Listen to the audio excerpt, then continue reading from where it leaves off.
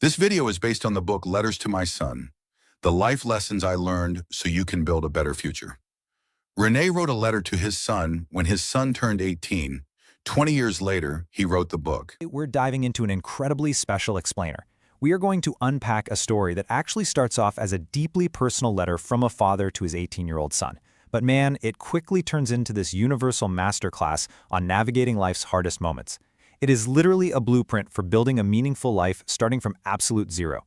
The lessons we're going to cover are so powerful, and honestly, the way they build on each other is just fascinating. So, to really grasp these lessons, we got to go back to where it all began.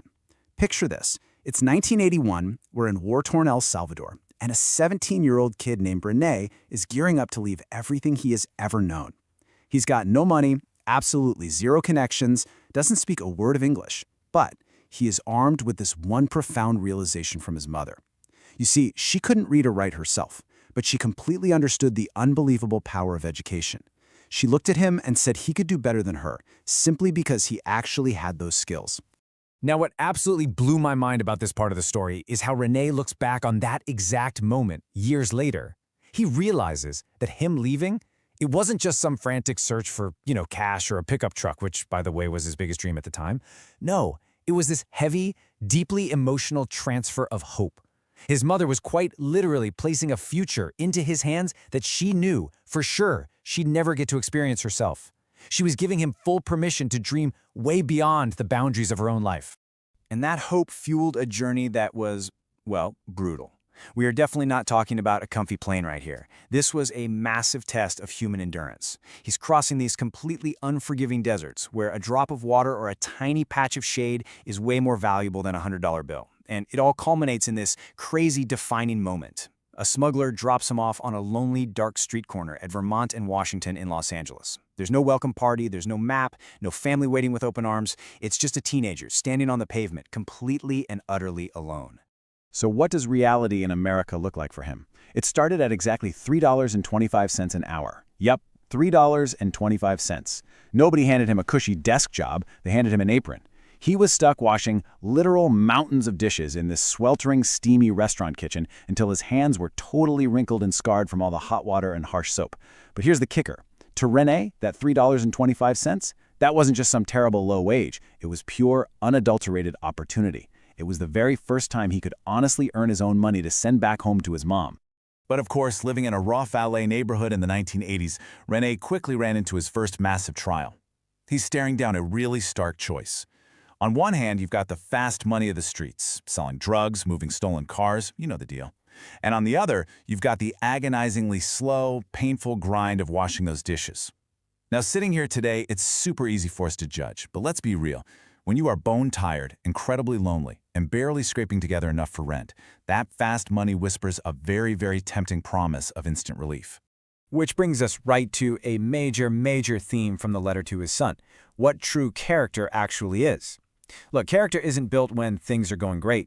It's built in the dark, right? It's built when absolutely nobody is watching, and when doing the right thing actually hurts a little, when it costs you your own comfort.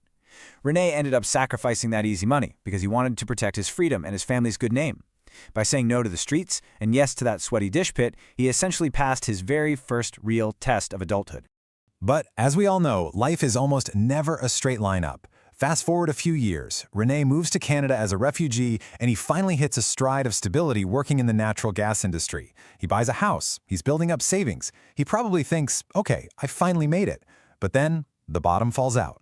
He suffers this devastating physical injury to his back and his wrist, completely stripping away his ability to do physical labor. The insurance stops coming in, the bills just pile up, and just like that, he loses his job, his hard-earned savings, and eventually his entire home. He literally loses every single thing he spent decades painstakingly building. So imagine hitting rock bottom like that, sitting in the literal ruins of your life's work. Rene realizes something utterly terrifying in that moment. Relying solely on your physical body for labor is an incredibly fragile way to live, because a strong back will always eventually give out.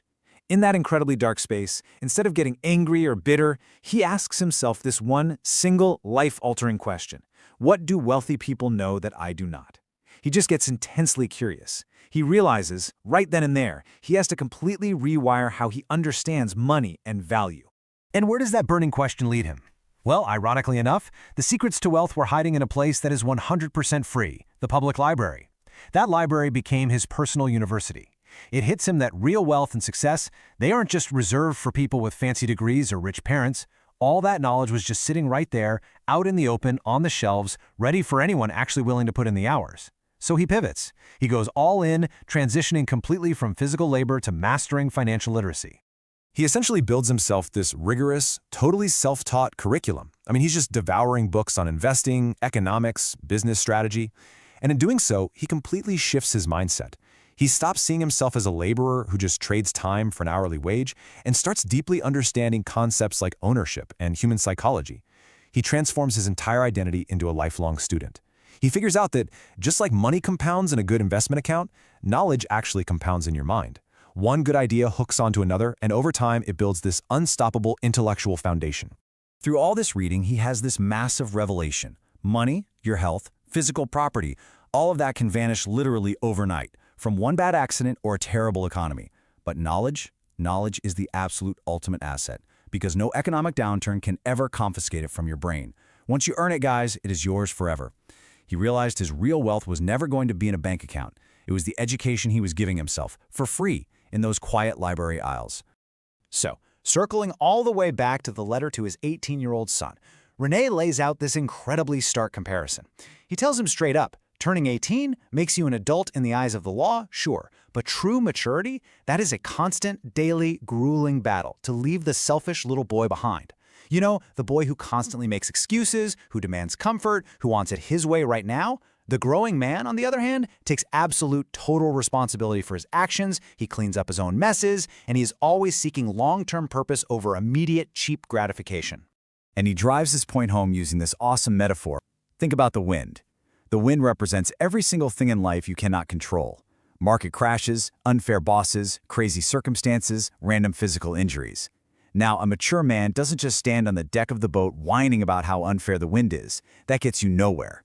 Instead, he takes complete ownership of his response. He adjusts his sails. It's such a profound lesson in emotional control and total accountability, don't you think? So the big question is, how do you actually go about building this kind of life? Because let's be real, success is almost never born from one massive, heroic, movie-style leap. It's not like that at all. It is meticulously constructed through sequential, totally ordinary, everyday choices. It's choosing honesty when shortcuts are right there. It's choosing education over excuses. It's choosing responsibility over pointing fingers. And it's choosing persistence when literally every bone in your body wants to throw in the towel. Those small, seemingly boring choices, those are the actual bricks that build a lasting legacy. Rene makes sure to remind his son that, hey, the world is going to change, technology is going to advance, AI might come in and completely rewrite entire industries. We all know that's happening right now. But core principles, things like unshakable integrity, hard work, serious discipline, genuine kindness, and solid character, those are completely timeless. No matter what decade it is, the world will always reward people who can be trusted, who step up to take responsibility, and who absolutely refuse to quit when things get unimaginably hard. They really are the ultimate foundation for anything meaningful. Which brings us perfectly to the core thesis of this entire letter. We are the architects of our destiny. Look, you can't choose where you start in life. You can't choose the tragedies or the crazy obstacles the universe is going to throw at your feet, but you are the ultimate architect of your response. Every single choice you make, every new book you read, every time you choose to act with integrity even when it hurts, you are laying down another brick. You are building your own future, day by day, choice by choice. So, as we wrap up this explainer, I really want to leave you with the exact same challenge that Rene gave to his son. As you log off today and step into your own future, think about it. What kind of legacy are you actively building right now? Are you just going to let the wind blow you around wherever it feels like? Or are you going to grab those sails, leave the excuses behind, and truly become the architect of your own destiny?